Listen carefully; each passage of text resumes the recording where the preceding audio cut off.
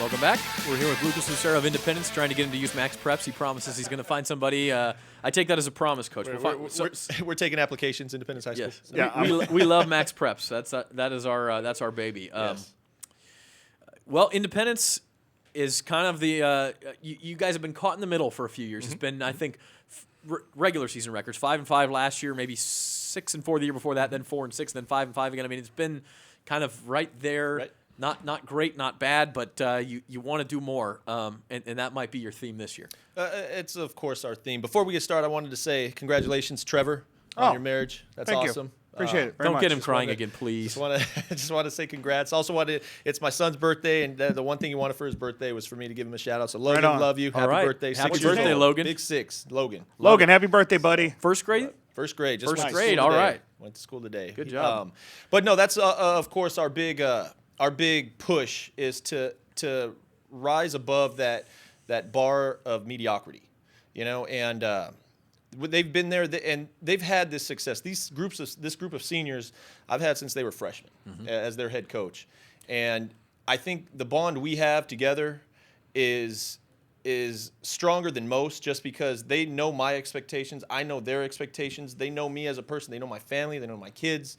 My kids are always around them, and I think with this group is going to be something special. And just to clarify, you were the JV coach before you became the varsity coach last year, and so that's why you had them as freshmen and sophomores. Then as they moved up, so did you to varsity and had them as juniors and seniors.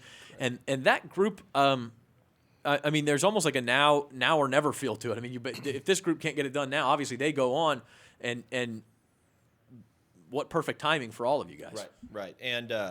And that's the thing with this group also. They're really a great bunch of kids. They're the ones that are the role models at school, on campus, off the football field, which is great. They know the hard work it's going to take in the weight room. They know the hard work outside in the classroom and what it takes, and they strive for that excellence in all areas of their lives, in which I've been preaching for 4 years with these kids. So. We started quarterback, a good a place as any. You returned Junior Lehman there, and he's a talented guy, a two-way type guy who's going to be a dual threat, right? Absolutely, and he's a kid that trial by fire, just like most of our juniors, and got thrown into the mix probably before he was ready.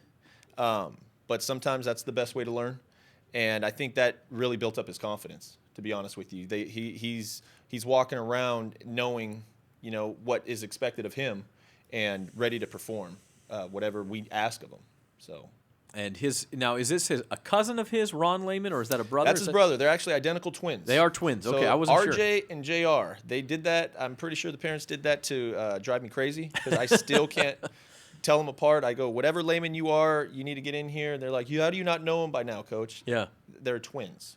Well, that sounds a lot like David Gaeta and I'm the not Hibbert even going to brothers. talk about what happened the last time we had twins in the studio, because that was Trevor fun. pulled the old That was switcheroo fun. on me. I did do the switcheroo with the Hibbert Hibbert twins. brothers. Yeah. One of them he thought it was Ben the whole time, and it was Alex. That was, and then Ben came in. He goes, "But is that really me?" And Zach was flustered. I for was like very 2 flustered. minutes. I don't get flustered a lot, but I was flustered that day. So anyway, Ron is RJ is JR's receiver, top receiver, and he's a speedy kid too, right? He's speedy. They're both really good athletes. They work hard. They work their butts off. I think JR is probably the strongest quarterback Independence ever had, with a max bench of 250 for a quarterback. And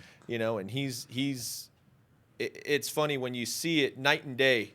It's night and day from last year to this year, just with that work that they've put in. And like I said, I'm hoping it reciprocates on the field, because they have all the potential in the world. Fast, explosive, strong. And, the only thing we're missing is the size, but I can do without the size as long as you got the will and the heart. So. And you mentioned the size, and you don't have a huge offensive line, but you do have experience there. You've got Jaime Duarte back at center, and your tackles are back. That's James Thomas and Devin Zinn. And that's obviously a good place to have experience back, as we mentioned with Coach Gold a minute ago. Absolutely. And these kids, they're going to be the heart of the team, the heart of the offense, really. It all starts up front. I know we've all heard that. And these kids, I think they're willing to put that weight on their shoulders and endure and and really get off the ball and make that statement of what we want to do, and which is our goal every day at practice in a game is going to be more physical than the other team. And the defensive side of the ball, guy that starts with James Thomas, and I talked to you about him a couple of weeks ago. Just kind of a workout warrior and a tough kid, and just a good football player. Yeah, and all around good kid. Period. Not just on the football field, but in the classroom, outside the classroom. He's doing what it takes to get to the next level, and I'm gonna do my best to get him there, because this is a kid that he would be beneficial on any team. Hard worker, really good kid all around. Great kid to coach. I mean, he's one of those kids that is just as coachable as can be. And defensively, you've moved him off the line to linebacker, correct? Correct. He's going to be an outside linebacker. Doesn't mean we don't. If we get into a passing situation, I can bring in a nickel package and maybe bring him off the edge along with Devin, right? And then get more of a corner outside of that backer. But he's definitely not going to be getting too many breaks this year. So, what makes 2016 a success for you, Lucas? What makes it is, I think, the kids fighting through adversity, fighting through that adversity and that plateau. And that plateau is just, being content with 5-5 or even 6-4. I don't think there's been a varsity team that's won more than 6 games at Independence for football. And this is a team that I think that it's going to be successful when they put it all together and understand their potential and play with it game in and game out. Right. And obviously, we've seen great athletes. We've seen great baseball teams, great boys and girls basketball teams. Mm-hmm. Obviously, a fantastic last few years with the girls volleyball team. Oh. At what point do you really feel like Independence is going to take the turn and really kind of put out the product that, south side of Bakersfield really can kind of maybe rival your next door neighbor in Ridgeview?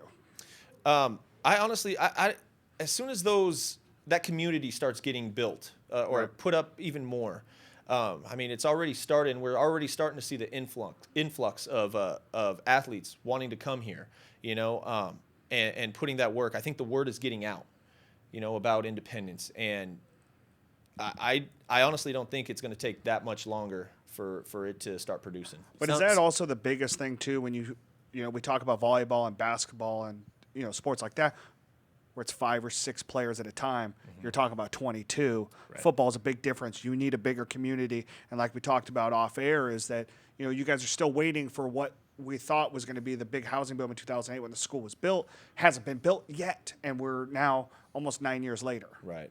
I think the beauty about football, like you said, it's the largest sport on a high school campus as far as numbers go. Toughest sport to fundraise for, trust me. But the best thing about football is that, in my opinion, it's the ultimate team sport. You have to play, all 11 guys have to do their job. Right. And when I always get asked, who's going to be that guy for you? What about this offensive guy? This is offensive.